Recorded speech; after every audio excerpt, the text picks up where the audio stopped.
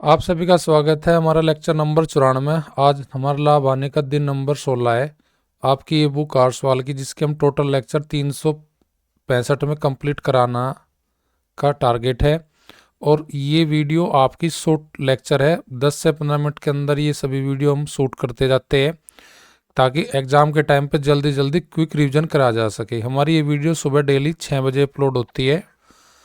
6 बजे अपलोड होती है। आप किसी भी टाइम पूरे दिन में कभी भी आप इन वीडियो को एक्सेस कर सकते हो। हमारा टेलीग्राम चैनल मैथ्स रिफाइन, इस वीडियो के डिस्क्रिप्शन में उसका लिंक दिया गया है टेलीग्राम चैनल का। वहाँ से आप हमारी पीडीएफ और अन्य जानकारी भी ले सकते हो। देखते हैं आज का पहला क्वेश्चन दिन नंबर 16 का।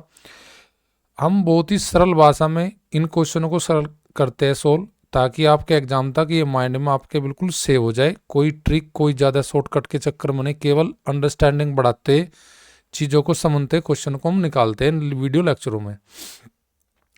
क्वेश्चन हमें दिया गया है कि एक व्यक्ति किसी वस्तु को 20% के लाभ पर बेचता है। यदि वह उसे 20% कम में खरीदता, 5 रुपये कम में बेचता, तो 25% का लाभ होता। वस्तु का क्रय मूल्य ज्ञात कीजिए। ये आपका पेज नंबर 201 में उदाहरण नंबर 22 आपकी बुक में 8 सवाल की। इसमें 2 केस है। अब मैं पहली बार तो किसी वस्तु को खरीदता है और उसे 20% के लाभ पे बेचता है, यानी कि मैं अगर यहाँ से मानूं कि उसका क्रय मूल्य सीपी यानी कॉस्ट प्राइस 100 रुपये ले लेता हूँ, मैं 100 रुपये ले लेता हूँ, तो 20% के लाभ पे बेचूंगा, तो यानी कि मेरा जो एसपी होगा वो कितने का होगा? 100 पे 20% का लाभ, अर्थात 120 रुपये का बेचेगा उस वस्तु को। अगर पहला सीपी और पहला एसपी देखे तो ये हो जाएगा 100 और 120। अगर मैं दूसरी बार खरीदता हूँ, यानी कि सीपी मेरा 2 अगर देखता हूँ, तो 20% अगर मैं कम में खरीदूँ, अर्थात अगर कोई वस्तु मैंने पहले 100 रुपये में खरीदी थी, अब की बार 100 से 20% कम में खरीदना, मतलब मैं ऐसा खरीदूंगा क्या रुपये में? 80 रुपये में। यानी कि 100 का 20% कम का मतलब 100 का 20% हो जाएगा, 100 में 20 घटाएंगे, यानी कि 80 रुपये में खरीदेगा। अगर 80 रुपये में कोई वस्तु खरीदी गई और उसमें 25% के लाभ पे बेचते हैं उसे, तो कितने बेचते? तो 80 का मैं 25% निकाल लूंगा और 25% निकाल के 80 में जोड़ूंगा। क्या तो ऐसा करूँ मैं, 80 का 25% निकाल लूँ, या फिर मैं क्या करूँ, 80 का सीधा डायरेक्टली 100 में प्लस कर लूँ 25, यानी कि 125% निकाल लूँ, तो मुझे पता लग जाएगा मैं कितने रुपए में उसको बेचूंगा। 25 पंजे 125 और 25 चौका 100, 4 से भाग करेंगे 80 को, ये हो जाएगा 20, और 20 की गुना करेंगे 5 में, तो ये हो जाएगा 20 पंजे 100। अर्थात उस वस्तु को हम बेचेंगे, अब अगर 80 में खरीदते हैं तो हम उसको बेचेंगे 100 रुपये में, तो हमें लाभ होगा 25% का। पहली बार कितने बेचा था हमने उसे? 120 में। अब की बार कितना कम कर दिया बेचना हमने? इन दोनों का अंतर ले लीजिए, 120 और 100 का। तो अब की बार कै रुपये कम करे आपने? 20 रुपये कम करे। 20 रुपये कम करे तो आपका क्रय मूल्य क्या था स्टार्टिंग में? 100 रुपये। अगर 20 रुपये कम है तो उस वस्तु का क्रय मूल्य होगा 100 रुपये। अगर 1 रुपया कम करेंगे तो आपका क्रय मूल्य होगा 100/20, और यहाँ पे रुपये कम करके बेच रहा हो 5, तो देखिए 5 रुपये अगर कम करके बेचा है तो 5 रुपये में हमारा कितना क्रय मूल्य होगा अगर 5 रुपये कम करके बेचेगा हो? तो 20 पंजे 100, 5 की 5 में गुणा करेंगे तो हम कह सके अगर वो 5 रुपये कम करके बेच रहा है तो उस वस्तु का क्रय मूल्य होगा क्या रुपये? 25। 25 मेरी कौन सी ऑप्शन में? ऑप्शन ए में दिया गया है। बहुत ही साधारण और लेमन भाषा मैंने क्वेश्चन को आपको बताया। ऐसे ही विधि से हम अगले 3 से 4 क्वेश्चन बनाएंगे। देखिए, एक व्यक्ति ने किसी वस्तु को 15% के लाभ पर बेचा है। पहली बार 15% के लाभ पर बेचा है। वो कह रहा है, कंडीशन दे रहा कि 10% कम में खरीद कर 4 रुपये कम में बेचता तो 25% का लाभ होता। वस्तु का क्रय मूल्य बताइए। देखिए, मैंने माना पहली बार मेरा क्रय मूल्य अपनी साइड से मान लेता हूँ CP1 कॉस्ट प्राइस, यानी कि 100 रुपये। अगर कोई 100 रुपये की वस्तु है, उसे 15% के लाभ पे बेचना है, तो मुझे कितने बेचना पड़ेगा? 100 से जितना परसेंट कह रहा है उतने ही परसेंट अधिक में बेचना पड़ेगा, यानी कि 15% अधिक में बेचना पड़ेगा, तो उसे बेचना पड़ेगा 115 रुपये में। 100 का 15% 15 हो जाएगा, 15 100 में जुड़ेगा तो 115 में अगर बेचेगा हम 100 रुपये की वस्तु को, तो जब हमें लाभ होगा 15% का। अब हम दूसरी बार बेचते हैं। कंडीशन में बता रहा कि दूसरी बार खरीदो और दूसरी बार ही बेचो, तो यानी कि पहली बार जो हमने 100 रुपये में खरीदी थी वस्तु, उसको कह रहा है 10% कम में खरीदो। अर्थात 100 से 10 रुपये कम में खरीदो आप, यानी कि 100 में से 10 घटाओगे। अब की बार कह रहा हो आप 90 रुपये में खरीद दो और उसको बेचो 4 रुपये कम में, तो 25% का लाभ होता है। यानी कि 90 का अगर मैं 25% निकाल लूँ या डायरेक्टली 125% निकाल लूँ, क्योंकि लाभ है तो 100 + 25 करके 125% निकाल लो, तो मुझे पता लग जाएगा मुझे वस्तु क्या रुपये में बेचना। दूसरी बार 25 पंजे 125, 25 चौका 100। अब देखिए यहाँ 4 का हाफ हो जाएगा 2 और 90 का हाफ हो जाएगा 45 और 45 पंजे हो जाएगा 225 और 225 का आधा हो जाएगा 112.5। 45 पंजे 225, इन दोनों गुना करेंगे और बटे करेंगे 2।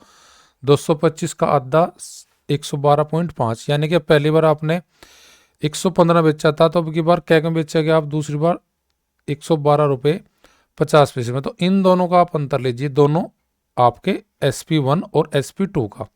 SP1 SP2 का अंतर हो जाएगा हमारे 15 में से 112.5 घटेगा, तो 2.5 रुपये का अंतर आपका आता है जब आपने वस्तु खरीदी थी कितने में, 100 रुपये में। तो 2.5 रुपये कम में आएगा, तो यानी कि 100 रुपये की थी वस्तु, 1 रुपये कम में करेगा तो 100 बटे 2.5, और मैंने कै रुपये कम में कर रखा उसको बेच रखा 4 रुपये में, तो मैं गुना करूँगा 4 की, और इसका पॉइंट हटाने के लिए ऊपर एक जीरो बढ़ा लूँगा। तो मैं यहाँ पे 25 से काटूंगा 100 को, 25 चौका 100, 4 गुना करेगा 40 में। अगर 4 रुपये कम में बेचा होता तो उसका क्रय मूल्य कितना होता जी, 40 चौका 160। 160 मेरी कौन सी ऑप्शन में है जी, ऑप्शन नंबर ई में है मेरा आंसर। बिल्कुल सिंपल से क्वेश्चन है, पहली बार बेचना, पहली बार खरीदना, दूसरी बार खरीदना, दूसरी बार बेचना, दोनों SP का अंतर लेके बराबर 100 रुपये के आ जाएगा। जितना रुपये कम करा वहां से तुलना करके आप आपका क्रय मूल्य निकाल लेंगे। सेम अगला क्वेश्चन भी ऐसा है, किसी वस्तु को 10% की हानि पे बेचा जाता है, यदि वह 20% कम में खरीदकर 55 रुपये कम में बेचा जाता तो 40% का लाभ होता, वस्तु का क्रय मूल्य बताइए। तो आप क्या कहेंगे, पहला क्रय मूल्य मेरा यानी कि CP1 मान लेता हूँ मैं 100 रुपये में मैंने खरीदी थी वस्तु, 10% की आने बेचा, तो 100 से 10% की आने का मतलब यानी कि 10 रुपये कम में बेचा, अर्थात उसने बेचा उसे 90 रुपये में। अगली कंडीशन में कह रहा है कि जो 100 रुपये में खरीदी थी अब उसको 20% कम में खरीदो आप, अर्थात क्रय मूल्य दूसरी बार आप करो 100 से क्या रुपये कम, 20 रुपये कम, यानी कि 80 रुपये में उसको खरीदो। अब कह रहा है 55 रुपये कम में बेचो तो आपको 40% का लाभ होगा। तो जो 80 रुपये की वस्तु अगर उस पर 40% का लाभ मुझे लेना तो कितने बेचना पड़ेगा, तो 100 में 40% जोड़ोगे क्योंकि लाभ है, तो 140% निकाल लीजिए आप 80 का, तो आपको पता लग जाएगा कि वस्तु कितने बेचनी हुआ।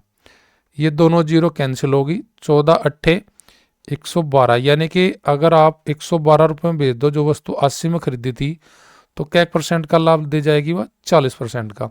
अब आपको क्वेश्चन में क्या करना, जो पहला विक्रय मूल्य है और दूसरा विक्रय मूल्य है उनका अंतर लीजिए, कितना हो जाएगा हमारा इनका अंतर, तो इनका अंतर आ जाएगा हमारे पास 90 और 112 का आ जाएगा 22, यानी कि 22 रुपये अगर आप अधिक में करते हो तो वह वस्तु थी कितने की जी, 100 रुपये की।